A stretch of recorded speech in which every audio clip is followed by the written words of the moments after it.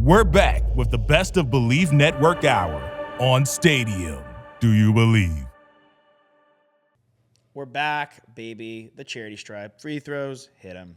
Fisher, toss me the Rock-Tosopoulos. Snacks, Kreider. No sounds from him. Good to go. College football never stops. Neither do Ruffino and Joe. They talk about... Wish they would sometimes. They talk about the great Condoleeza Rice in this clip. Check it out. There's, like you said, and you're so right with this, there's so many more issues along college football that, Joe, we're going to start running the clock after an incompletion when the ball's spotted. Dude, let me just tell you something. These nerds, they're nerds. These pencil pushing, glasses wearing, no punt, no like shot at you. Nerd are out here trying to change the game for what? For what, Joe? They didn't play the game. They don't know. Bro, last point. You got Condoleeza Rice on the college football playoff committee. You're got a petition from the University of Cal. From Cal, Berkeley, on the college football playoff committee. And you're trying to tell me that those people know more football than me. Get out of here with that.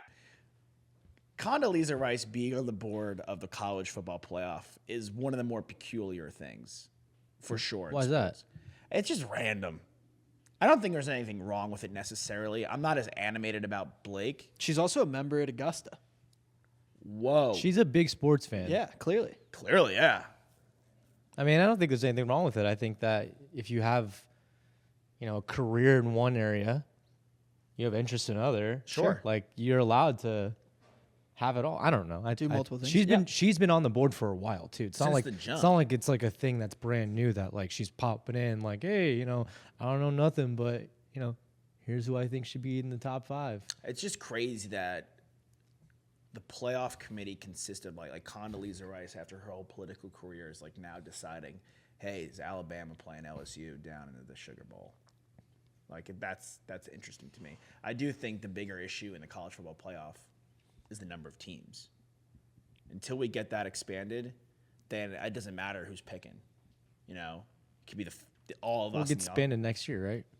Is it? To 12? Yeah, no, we're getting 12 or 8 next year. Yeah, something along those lines. Which is we're getting it expanded. We'll know. I don't remember at this point. We'll get it fact checked. But an expansion. We've been tossed around. Yeah, we've been tossed. I thought we were going to the SEC like 3 years ago. We are going to the SEC in 2024. So what year is it? It is 2023 in February. It's the 23rd. We're nearing the Ides of March. But I think once we get the expansion, that's the biggest kicker. It doesn't really matter who's in the committee right now because it's the same cycle of 4 teams pretty much. Shout out Condoleezza. Shout out Condoleezza Rice. Shout out to our alma mater, our guest, Horns Up Talking Texas, 3 of us. Run, Ricky Williams.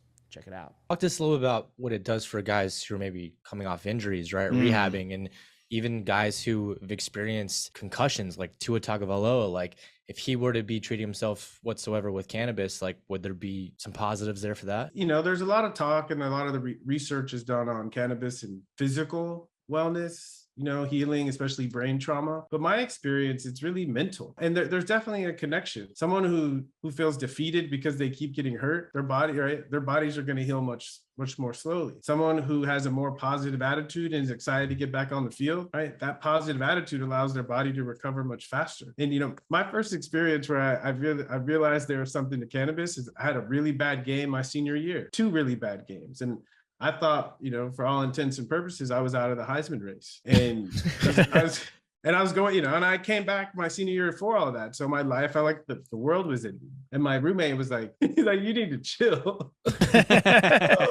And he brought out his bong and he had me take a couple of hits. And that night I stopped obsessing about how shitty I played. And I started thinking about how much better I can play. And the next 2 weeks I had back-to-back 300-yard rushing games.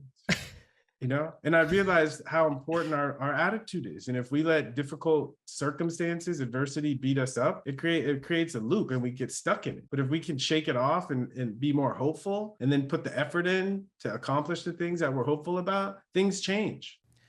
Great clip. Funny, hilarious, enlightening, some would say.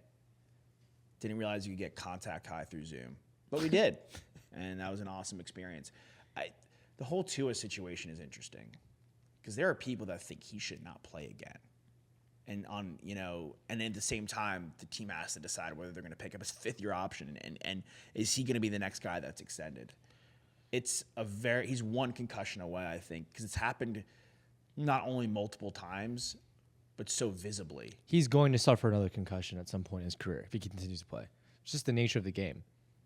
The amount of hits that he takes when he plays the game, it's going to happen at some point. And you just have to ask yourself, if you're him, how much longer am I going to be able to take this for my life going forward? Like, you've made your money. Like, you're on your rookie contract still, but, like, it's first-round money, and you've played 4 years of it. This will be coming into your 4th year. Like, you're fine. You still have endorsements. You can get into coaching. You can get into broadcasting. Like, he's a very charismatic guy. So, I mean, yeah, we've seen guys that fall out of injury. Like, Jake Locker really never put it together. He was pretty much hurt from the I mean, Andrew Luck retired because he was like, screw this. I don't want to have to deal with injuries anymore. 1,000%. Why are they out of the Lamar sweepstakes then? The Dolphins? Well, I mean, I think they're out of it until they have a decision what to make with. The decision's there. Do you if you're the Dolphins, do you want to risk Tua? You're saying he's going to get another concussion. I You're just throwing this don't out you there. think that like we're talking about this, but not many other people, at least like in the locker room, have like addressed this. No one's saying like Tua might not be our quarterback next season. I think they're going into the offseason with the understanding that he will be. You know who publicly came out and said today or yesterday, I don't know when it was, but Caleb Williams said that he'd like to get drafted by the Dolphins. They asked him, which team would you prefer to get drafted by? And he said the Dolphins. I like their weapons. Waddle, Hill, Gesicki. The coach? Yeah, they've got a great offensive-minded coach. So, I mean, maybe he knows something we don't. I think the writing's on the wall. I mean, when you bring up Tua Tagovailoa, it's not how good he is when he plays. It's about why he's not playing now. That's what it's come to. But also, his play has definitely not been worthy of a top 5 pick in the draft, in my opinion. But he was coming along towards the end, but I mean, like we said, he's got Waddle, he's got Hill. It's kind of easy to flourish there. He had a good season when he played last year. It's unfortunate he couldn't come back. Ultimately, what it takes to power up that type of offense, I mean, we saw it in San Francisco when Brock steps in, is a really, really good decision maker, and that's what Tua was touted as. His best traits were his accuracy and his decision making. Right. So I think, like, as far as fit goes for this type of offense, he's excellent.